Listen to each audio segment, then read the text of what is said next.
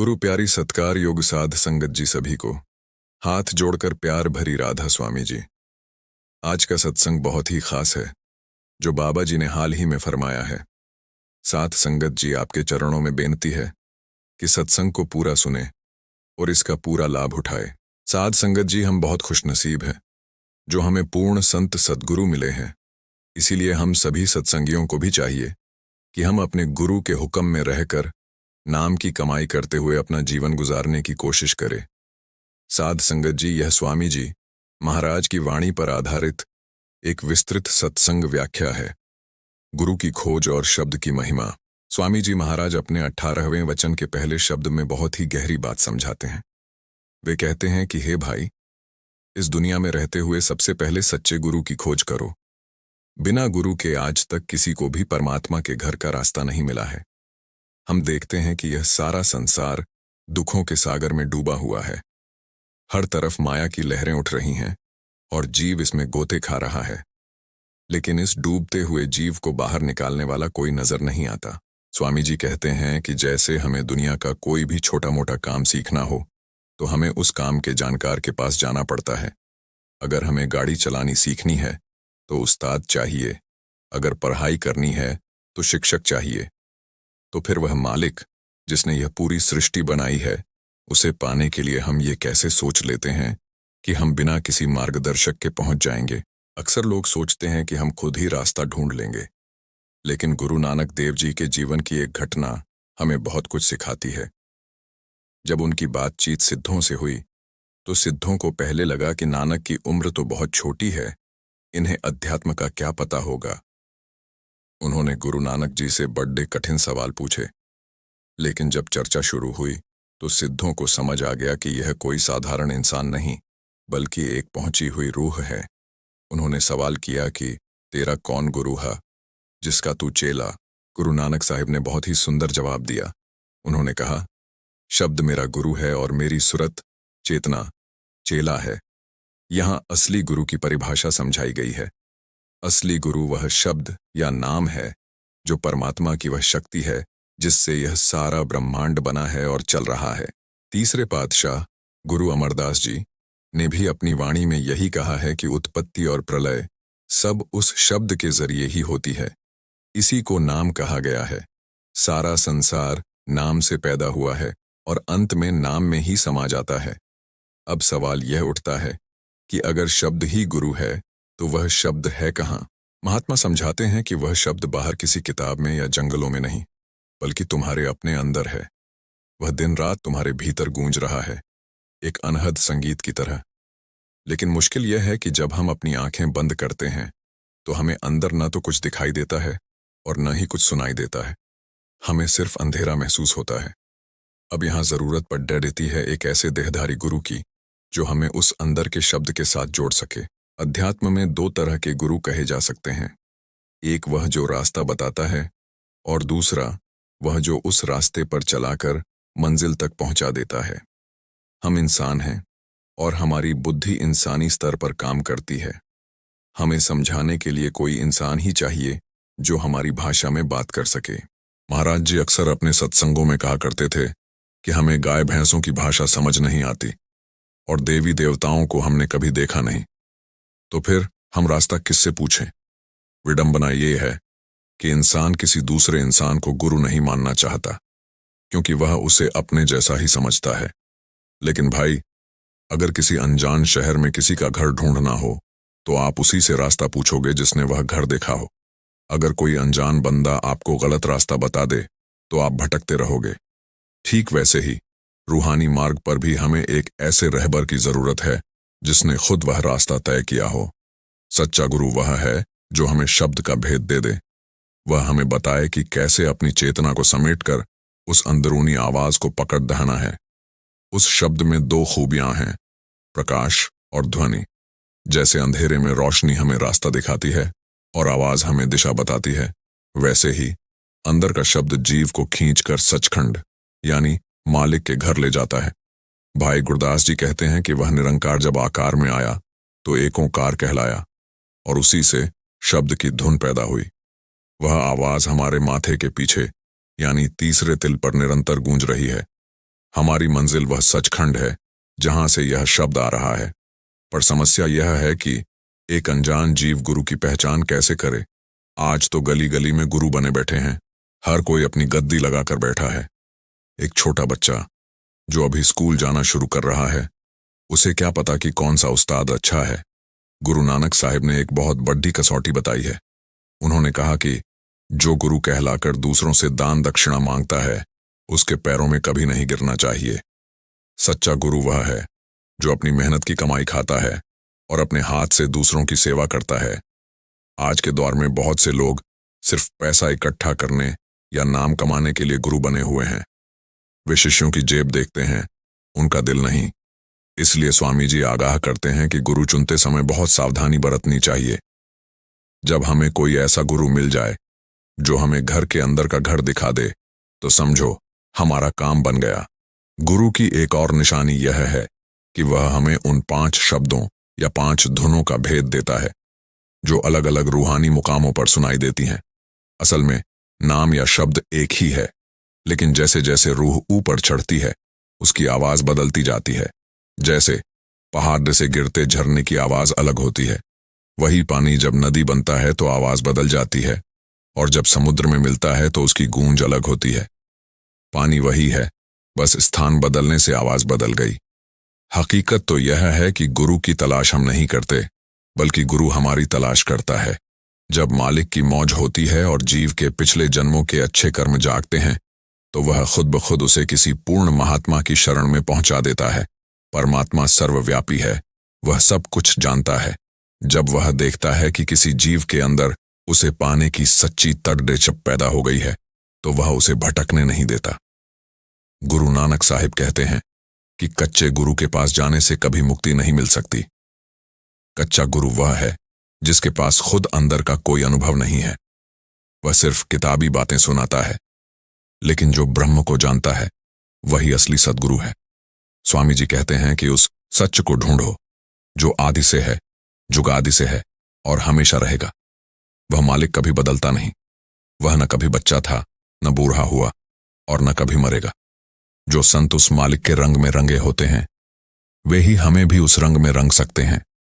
दुनिया में आज गूगल मैप्स और बहुत सी तकनीकें हैं जो आपको धरती के किसी भी कोने का रास्ता बता सकती हैं, लेकिन अंदर का रास्ता बताने वाला कोई मैप नहीं है। वह गुप्त रास्ता सिर्फ संतों के पास है। गुरु के बिना ज्ञान नहीं हो सकता। चाहे आप ब्रह्मा, नारद या वेद व्यास जैसे ऋषियों मुनियों का इतिहास उठाकर देख लें, उन सबको भी गुरु धारण करने पड़े थे। कर्मों का जाल और गुरु की शरण। स्वामी जी महाराज ने जो बात कही है कि जगु डूबा भवजल धारा, इसका मतलब बहुत गहरा है। हम इस दुनिया को अपनी आंखों से जैसा देखते हैं, हमें लगता है कि सब ठीक चल रहा है। हम घर बना रहे हैं, शादियां कर रहे हैं, कारोबार फैला रहे हैं, लेकिन महात्माओं की नजर से देखें तो यह संसार एक बहुत बड़ा महासागर है, जिसमें मोह माया की ऐसी लहरें उठ रही हैं कि जीव उनमें डूब रहा है। और सबसे बड़ी त्रासदी ये है कि इस डूबते हुए जीव को यह एहसास ही नहीं है कि वह डूब रहा है। उसे लगता है कि यही जीवन है। महाराज जी फरमाते हैं कि जैसे एक समुद्र के किनारे रहने वाले लोग जानते हैं कि पानी कितना गहरा है, वैसे ही संत जानते हैं कि यह संसार दुखों का घर है। यहाँ कोई सुखी नहीं है, कोई बीमारी से परेशान है, कोई गरीबी से, कोई औलाद के दुख से, और जिसे कोई दुख नहीं है, उसे मौत का डर खाए जा रहा है। इस भवसागर से निकलने के लिए हमें एक ऐसे मल्लाह या नाविक की जरूरत है, जिसके पास अपनी नाव हो और जिसे लहरों का ज्ञान हो। वह नाविक ही गुरु है। अक्सर हमारे मन में यह सवाल आता है कि हम तो अच्छे काम करते हैं, फिर हमें गुरु की क्या जरूरत। यहाँ समझने वाली बात यह है कि हम जो भी कर्म करते हैं, चाहे वे अच्छे हों या बुरे, वे सब हमें इस संसार से बांध देते हैं। अच्छे कर्म सोने की जंजीर की तरह हैं और बुरे कर्म लोहे की जंजीर की तरह, लेकिन हैं तो दोनों ही जंजीरें। जब तक जंजीर नहीं टूटेगी, हम आजाद नहीं हो सकते। संतों ने बताया है कि हमारे अंदर सिंचित कर्मों का एक बहुत बड़ा भंडार जमा है। पिछले न जाने कितने जन्मों से हम इस मिट्टी की देह में आ रहे हैं और हर बार नए कर्मों का बोझ लेकर जा रहे हैं। इन कर्मों का हिसाब किताब इतना पेचीदा है कि इसे खुद सुलझाना मुमकिन नहीं। 5वीं पातशाही गुरु अर्जुन देव जी ने अपनी वाणी में स्पष्ट कहा है कि बिना गुरु मुक्ति न कोई पावे। उन्होंने साफ कर दिया कि उन्होंने सारे शास्त्र, वेद और ग्रंथ पढ़कर देख लिए हैं सबका निचोड़ एक ही निकलता है कि बिना गुरु के इस चक्रव्यूह से निकलना नामुमकिन है। आज दुनिया में बहुत से लोग भेष धारण करके बैठे हैं। कोई पीले कपड़े पहन लेता है, कोई सफेद, कोई माला लटका लेता है, तो कोई माथे पर बड़ा सा तिलक लगा लेता है। स्वामी जी महाराज कहते हैं कि केवल भेष बदलने से या बाहरी दिखावा करने से परमात्मा खुश नहीं होता। कबीर साहब ने तो यहां तक कह दिया कि हमने परमात्मा को बालक समझ रखा है, जिसे हम बाहरी दिखावे से बहला लेंगे। हम सोचते हैं कि अगर हम किसी तीर्थ पर जाकर नहा लेंगे तो हमारे पाप धुल जाएंगे। गुरु नानक देव जी ने इस पर बहुत चोट की है। वे कहते हैं कि तीर्थ नावन जाओ तीर्थ नाम है, असली तीर्थ तो परमात्मा का नाम है। बाहर के पानी से तो सिर्फ शरीर की चमड़ी साफ हो सकती है, लेकिन मन पर जो जन्म जन्म के कर्मों की काली मैल छड़ी है, वह बाहर के पानी से कैसे धुलेगी? उसे धोने के लिए तो नाम का साबुन चाहिए। इंसान की सबसे बड़ी रुकावट उसका अहंकार है। जब कोई थोड़ा पौरे लिख जाता है या धार्मिक ग्रंथों का झाता बन जाता है, तो उसके अंदर यह गुमान आ जाता है कि मैं बहुत बड़ा विद्वान हूं। यह होमई यानी अहंकार एक ऐसी दीवार है जो मालिक और जीव के बीच खड़ी है। अब गौर करें, मालिक तो हमारे अंदर ही बैठा है, लेकिन फिर भी हमें दिखाई नहीं देता। क्यों? क्योंकि बीच में यह मैं की दीवार खड़ी है। जब तक यह मैं नहीं मरेगी, वह तू प्रकट नहीं होगा। और इस अहंकार को खत्म करने का तरीका केवल गुरु के पास है। गुरु क्या करता है? वह हमें भक्ति का भेद देता है। भक्ति का मतलब सिर्फ हाथ जोड़कर बैठना नहीं है। भक्ति का असली मतलब है अपने मन को दुनिया की चीजों से हटाकर उस शब्द में लगाना। आज हमारा ध्यान कहाँ है? हमारा ध्यान अपने परिवार में है, अपनी जायदाद में है, अपने बैंक बैलेंस में है। यहाँ तक कि सोते समय भी हमारा मन इन्हीं चीजों के चक्कर काटता रहता है। संतों ने कहा है कि दिल का हुजरा साफ कर जानों के आने के लिए। अगर आप चाहते हैं कि आपके दिल में मालिक का वास हो, तो पहले उस जगह को खाली करना पड़ेगा। अगर एक कमरे में पहले से ही कबाड़ भरा हो, तो वहां कीमती सामान कैसे रखा जाएगा? गुरु हमें वह जुगत सिखाता है जिससे हम अपने बिखरे हुए ध्यान को समेट सकें। हमारी सुरत यानी चेतना 9 दरवाजों के जरिए बाहर की दुनिया में फैली हुई है। 2 आंखें, 2 कान, 2 नथुने, 1 मुंह और 2 नीचे के रास्ते। जब तक हमारी ऊर्जा इन 9 दरवाजों से बाहर बहती रहेगी, हम कमजोर रहेंगे और संसार के दुखों में फंसे रहेंगे। गुरु हमें 10वें द्वार यानी तीसरे तिल पर ध्यान एकाग्र करना सिखाता है। जब हमारी रूह इस मुकाम पर इकट्ठा होती है, तब उसे उस अमृत का स्वाद मिलता है जिसके आगे दुनिया के सारे सुख फीके पड़ जाते हैं। महाराज जी अक्सर समझाते थे कि यह मनुष्य जन्म एक बहुत बड़ा अवसर है। इसे गोविंद मिलन की बरिया कहा गया है, यानी मालिक से मिलने की यही इकलौती बारी है। बाकी योनियों में जीव सिर्फ अपने पुराने कर्म भोगता है, वह नया कुछ नहीं कर सकता। सिर्फ इंसान ही है जो साधना करके अपनी रूह को ऊपर उठा सकता है। लेकिन हम क्या कर रहे हैं? हम इस बेशकीमती हीरे जैसी जिंदगी को कौड़ियों के भाव बेच रहे हैं। हम उन कामों में अपनी शक्ति बर्बाद कर रहे हैं जो अंत समय में हमारे काम नहीं आएंगे। स्वामी जी महाराज कहते हैं कि भाई अभी समय है, सचेत हो जाओ। इस मन के पीछे चलना बंद करो और गुरु के सन्मुख हो जाओ। जो इंसान मन के पीछे चलता है उसे मनमुख कहते हैं, और जो गुरु के बताए रास्ते पर चलता है उसे गुरुमुख कहते हैं। मन हमेशा हमें नीचे के केंद्रों की तरफ खींचता है, इंद्रियों के भोगों की तरफ ले जाता है। गुरु हमें ऊपर की तरफ खींचता है। यह एक रस्साकशी है। अगर हम गुरु का पल्ला मजबूती से पकड़ लेंगे तो हम जीत जाएंगे। दुनिया में असली गुरु की पहचान उसकी शिक्षा से होती है। वह कभी आपको बाहर के कर्मकांडों में नहीं फंसाएगा। वह आपको हमेशा अपने अंदर झांकने की प्रेरणा देगा। वह कहेगा कि जो कुछ है तुम्हारे भीतर है। वह आपको उस शब्द की कमाई की तरफ लगाएगा। नाम की कमाई ही वह ताकत है जो कर्मों के पहाड़ को जलाकर राख कर सकती है। जैसे एक छोटी सी चिंगारी घास के ढेर को जला देती है, वैसे ही गुरु से मिला हुआ नाम जीव के संचित कर्मों को खत्म कर देता है। नाम की कमाई ही वह शक्ति है जो कर्मों के पहाड़ को जलाकर राख कर सकती है। अब सवाल यह उठता है कि इस नाम की कमाई को शुरू कैसे किया जाए? स्वामी जी महाराज समझाते हैं कि नाम की कमाई तक पहुंचने के लिए सबसे पहले गुरु के ध्यान की जरूरत होती है। इंसान का मन कभी खाली नहीं बैठता। यह हर वक्त किसी न किसी का ध्यान करता रहता है। अगर हम आंखें बंद करें तो हमें अपने परिवार का चेहरा दिखेगा, अपने घर की चीजें दिखेंगी, या अपने कामकाज की चिंता सताएगी। जिस चीज से हम प्रेम करते हैं उसका चित्र हमारे अंदर छप जाता है। संतों का कहना है कि इसी दुनियावी ध्यान की वजह से हम बार बार इस संसार में जन्म लेते हैं। जिस चीज का ध्यान करते हुए हम मरते हैं, कुदरत हमें वहीं वापस भेज देती है। स्वामी जी कहते हैं कि इस दुनियावी ध्यान को हटाने का एक ही तरीका है, एक बड़ा ध्यान अंदर लाना। ये बिल्कुल वैसा ही है जैसे अगर एक लकीर को छोटा करना हो तो उसके बगल में एक बड़ी लकीर खींच दो। पहली वाली अपने आप छोटी लगने लगेगी, जब हम गुरु के स्वरूप का ध्यान अपने माथे के भीतर यानी तीसरे तिल पर करना शुरू करते हैं तो धीरे धीरे दुनिया का मोह कम होने लगता है। गुरु का स्वरूप कोई साधारण शरीर नहीं है, वह उस मालिक की शक्ति का साक्षात रूप है। जब हम उनका ध्यान करते हैं तो उनकी पवित्रता और उनकी रूहानी शक्ति हमारे अंदर भी उतरने लगती है। महाराज जी अक्सर कहते थे कि गुरु का ध्यान कर प्यारे, बिना इसके नहीं छूटना। ध्यान करने का मतलब है अपनी फैली हुई चेतना को समेटना। हमारी रूह इस वक्त शरीर के रोम रोम में फैली हुई है, जिसके कारण हमें इंद्रियों के सुख और दुख महसूस होते हैं। गुरु हमें सिखाते हैं कि कैसे अपनी रूह को आंखों के पीछे उस नुक्ता सुविधा यानी तीसरे तिल पर इकट्ठा करना है। जब रूह वहां इकट्ठा होती है तब उसे वह शब्द या अनहद नाद सुनाई देता है जिसकी चर्चा हमने पहले भाग में की थी। यहाँ एक बहुत ही बारीक बात समझने वाली है। बहुत से लोग गुरु को सिर्फ एक इंसान समझते हैं क्योंकि वे हमारे जैसे ही खाते पीते और चलते फिरते हैं, लेकिन स्वामी जी कहते हैं कि गुरु शब्द का मुजस्सम होते हैं, यानी वह शब्द जो निराकार था वह हमें समझाने के लिए शरीर का चोला पहन कर आया है। अगर हम उन्हें सिर्फ एक हार्ड मांस का पुतला मानेंगे तो हमें उनसे वह लाभ नहीं मिल पाएगा जो मिलना चाहिए। हमें उन्हें उस सत्य पुरुष का रूप मानना होगा। सच्चा गुरु वह है जिसके खजाने में नाम की दौलत भरी हो और जिसे मालिक की तरफ से वह दौलत बांटने का हुक्म हो। महाराज जी एक मिसाल देते थे कि जैसे बैंक में कैशियर बैठा होता है, उसके पास लाखों रुपए होते हैं, लेकिन वह अपनी मर्जी से 1 रुपया भी किसी को नहीं दे सकता। वह सिर्फ मालिक के हुक्म से पैसे बांटता है। इसी तरह पूर्ण महात्मा के पास नाम का भंडार तो होता ही है, साथ ही उन्हें रूहों को पार लगाने का अधिकार भी प्राप्त होता है। भक्ति का असली भेद यही है कि हम गुरु के बताए हुए तरीके पर चलें। अक्सर हम अपनी बुद्धि का इस्तेमाल करने लगते हैं। हम सोचते हैं कि अगर हम ज्यादा पाठ करेंगे या ज्यादा माला फेरेंगे तो जल्दी पहुंच जाएंगे, लेकिन अध्यात्म में चतुराई काम नहीं आती। यहाँ तो समर्पण काम आता है। जैसे एक छोटा बच्चा अपने पिता की उंगली पकड़ लेता है और फिर उसे इस बात की चिंता नहीं होती कि रास्ता किधर जा रहा है, वैसे ही शिष्य को गुरु के चरणों में अपनी मर्जी को छोड़ देना चाहिए। स्वामी जी आगे फरमाते हैं कि कर्मों में पछताता खपता नर देही बात गवाता।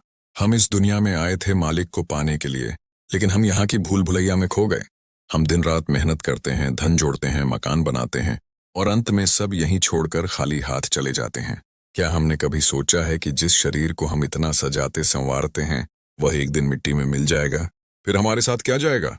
हमारे साथ सिर्फ वह नाम की कमाई जाएगी जो हमने गुरु की शरण में रहकर की होगी। संसार में लोग कहते हैं कि हमने बहुत पुण्य किए हैं, कोई दान करता है, कोई भूखों को खाना खिलाता है। ये सब बहुत अच्छी बातें हैं और इनका फल स्वर्ग या अच्छे जीवन के रूप में मिलता है, लेकिन यह हमें इस आवागमन, इस जन्म मरण के चक्र से नहीं निकाल सकते। मुक्ति केवल शब्द के जरिए ही संभव है और वह शब्द गुरु के बिना प्राप्त नहीं हो सकता।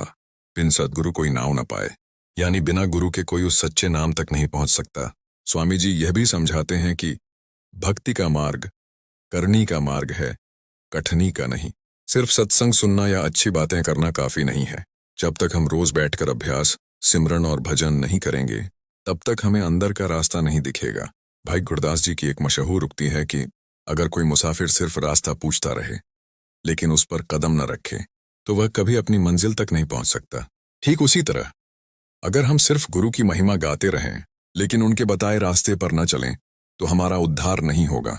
आज के समय में मन बहुत ताकतवर हो गया है। वह हमें तरह तरह के बहाने देता है। आज थक गए हैं, कल बैठेंगे, अभी काम बहुत है, बुढ़ापे में भक्ति करेंगे। लेकिन मौत किसी का इंतजार नहीं करती। स्वामी जी चेतावनी देते हैं कि ये शरीर कब साथ छोड़ दे कोई नहीं जानता, इसलिए अहचन तो समझो भाई, यानी अभी भी समय है। होश में आओ और उस मालिक की खोज शुरू करो। गुरु और शिष्य का रिश्ता दुनिया के हर रिश्ते से ऊंचा है। माँ बाप हमें यह शरीर देते हैं, लेकिन गुरु हमें रूहानी जन्म देते हैं। वे हमें उस अंधकार से बाहर निकालते हैं जिसमें हम सदियों से सोए हुए थे। उनकी नजर पड़ते ही जीव के अंदर सोई हुई रूह जागने लगती है। लेकिन इसके लिए शर्त एक ही है, शिष्य के अंदर तड़प और प्रेम होना चाहिए। स्वामी जी महाराज आगे समझाते हैं कि भक्ति का मार्ग असल में अंदर का सफर है जिसे हम अपनी आंखों से नहीं देख सकते। जब इंसान गुरु की शरण में आता है तो गुरु उसे जुगत यानी वह गुप्त तरीका समझाते हैं जिससे मन की लगाम पकड़ी जा सके। अक्सर हम सोचते हैं कि मन को काबू करना बहुत आसान है, लेकिन हकीकत यह है कि यह मन हवा से भी ज्यादा तेज और पानी से भी ज्यादा चंचल है।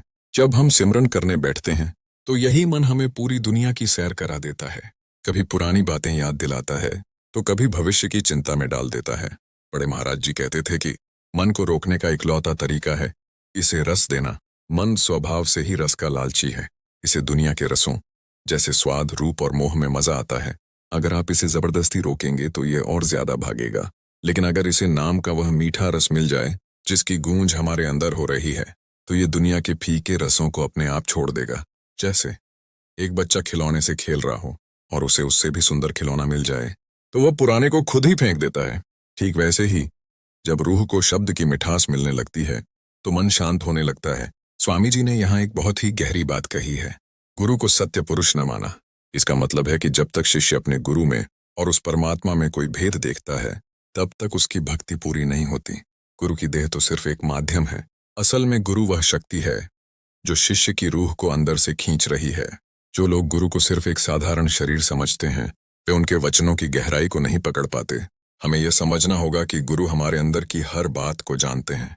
वे हमारी उन गलतियों को भी देख रहे हैं जो हम अंधेरे में या अकेले में करते हैं। जब शिष्य के अंदर यह भाव पैदा हो जाता है कि मेरा गुरु मुझे देख रहा है, तो वह पाप कर्मों से अपने आप बचने लगता है। सत्संग का महत्व समझाते हुए स्वामी जी कहते हैं कि जैसे गंदा कपड़ा साबुन के घोल में डालने से साफ होता है, वैसे ही मैला मन सत्संग की तरंगों में बैठने से साफ होता है। दुनिया की बातों में विष है जो मन को और ज्यादा जहरीला बनाता है, जबकि सत्संग में वह अमृत है जो जन्मों की गंदगी को काट देता है। बहुत से लोग सवाल करते हैं कि हम सालों से सत्संग जा रहे हैं, फिर भी हम बदलते क्यों नहीं। इसका जवाब यह है कि हम सत्संग सुनते तो कान से हैं, लेकिन उसे दिल में नहीं उतारते। हम उसे एक जानकारी की तरह लेते हैं, एक अमल यानी अभ्यास की तरह नहीं। स्वामी जी आगे फरमाते हैं कि इंसान को अपनी चतुराई छोड़कर भोला बनना पड़ेगा। मालिक चालाकियों से नहीं मिलता। जो इंसान अपनी विद्वत्ता का अहंकार करता है वह वहीं रुक जाता है। परमात्मा तो दीनता में मिलता है। जब हम गुरु के चरणों में अपना सिर झुकाते हैं तो असल में हम अपना अहंकार झुका रहे होते हैं। गुरु का एक एक वचन किसी औषधि से कम नहीं है। अगर गुरु ने कह दिया कि सिमरन करो तो फिर उसमें अपनी अक्ल नहीं लगानी चाहिए कि क्यों करें या कैसे करें। बस उनके हुक्म को मान लेना ही सबसे बड़ी भक्ति है। यहाँ स्वामी जी नाम की महिमा को और विस्तार से बताते हैं। वे कहते हैं कि यह नाम वह कुंजी है जो बंद दरवाजों को खोल देती है। हमारे अंदर के रूहानी मंडलों पर पहरे लगे हुए हैं और उन पहरों को पार करने के लिए गुरु का दिया हुआ नाम ही पासपोर्ट का काम करता है। बिना उस नाम के रूह ऊपर के मुकामों पर टिक नहीं सकती। काल और माया की ताकतें रूह को डराती हैं और उसे नीचे गिराने की कोशिश करती हैं। लेकिन जिसके साथ गुरु का हाथ है और जिसकी जुबान पर गुरु का दिया सिमरन है, उसका काल भी कुछ नहीं बिगाड़ सकता। संसार में हम देखते हैं कि लोग मुक्ति को मरने के बाद की चीज समझते हैं। वे सोचते हैं कि मरने के बाद हमें स्वर्ग मिलेगा या हम मुक्त हो जाएंगे।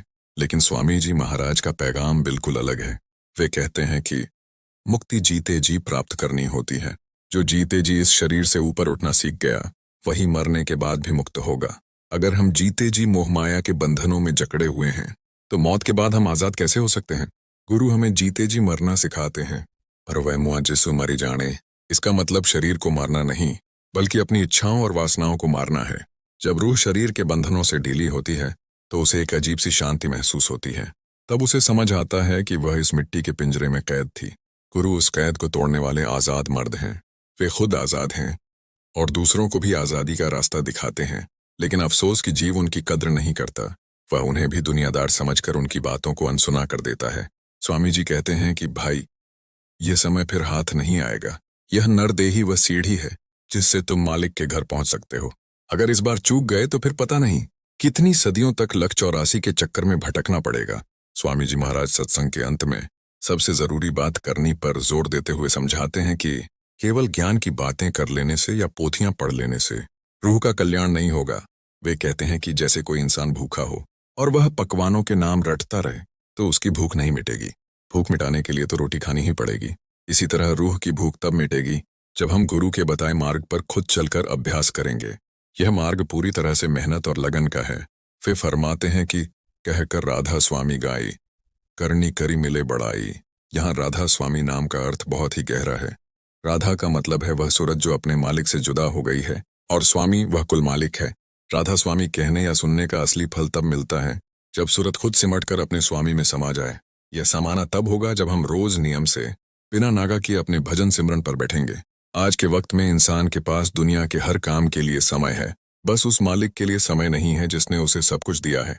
हम बहाने बनाते हैं कि घर की जिम्मेदारियां बहुत हैं, लेकिन सच तो यह है कि हम मन के गुलाम बन चुके हैं। स्वामी जी चेतावनी देते हैं कि काल का जाल बहुत बारीक है, वह हमें शुभ कर्मों में भी फंसा देता है ताकि हम असली नाम की कमाई की तरफ न बढ़ सकें। कभी वह हमें परोपकार के अहंकार में उलझा देता है, तो कभी हमें यह महसूस कराता है कि हम बहुत बड़े भक्त बन गए हैं। लेकिन असली भक्त वह है जो अपने आप को कुछ नहीं मानता। गुरु की नज़र में वह शिष्य सबसे प्यारा है जो मिट गया है, जिसकी अपनी कोई मर्जी नहीं बची। जब शिष्य कहता है कि हे मालिक, जो तू चाहे वही हो, तब मालिक की दया का दरवाज़ा खुलता है। भक्ति के मार्ग में धैर्य की बहुत ज़रूरत होती है। बहुत से लोग 2-4 दिन सिमरन करते हैं और फिर कहने लगते हैं कि हमें तो अंदर कुछ दिखाई नहीं दिया। स्वामी जी समझाते हैं कि यह जन्मों का कूड़ा करकट है जो हमारे मन पर जमा है। इसे साफ होने में वक्त लगता है। जैसे एक गंदा बर्तन साफ करने में रगड़ और समय लगता है, वैसे ही सिमरन की रगड़ से मन की मैल धीरे धीरे कटेगी। हमें तो बस अपना फर्ज पूरा करना है, फल देना उस मालिक का काम है। वह जब देखेगा कि यह जीव अब पूरी तरह तैयार है, तो वह खुद अपनी गोद में उठा लेगा। महाराज जी कहते थे कि अंत समय में जब यमराज के दूत सामने खड़े होंगे, तब न धन काम आएगा, न रिश्तेदार और न ही यह शरीर। उस वक्त सिर्फ और सिर्फ गुरु का दिया हुआ नाम और उनकी ओट साथ देगी। जो जीव जीते जी गुरु के चरणों से जुड़ा रहा, उसे मौत का डर नहीं सताता। उसके लिए मौत वैसी ही है जैसे कोई पुराना कपड़ा उतार कर नया पहन लेना। गुरु खुद अपने शिष्य की रूह को लेने आते हैं और उसे काल के दूतों से छुड़ाकर सचखंड ले जाते हैं। ये कोई कहानी नहीं, बल्कि उन रूहों का अनुभव है जिन्होंने भक्ति की है। सत्संग का सार यह है कि इस दुनिया को एक सराय समझो। यहाँ हम कुछ समय के लिए आए हैं। हमारा असली घर सचखंड है, जहाँ से हम आए थे और जहाँ हमें वापस जाना है। गुरु वह रास्ता है, नाम वह सवारी है और प्रेम वह ईंधन है जो हमें वहां तक पहुंचाएगा।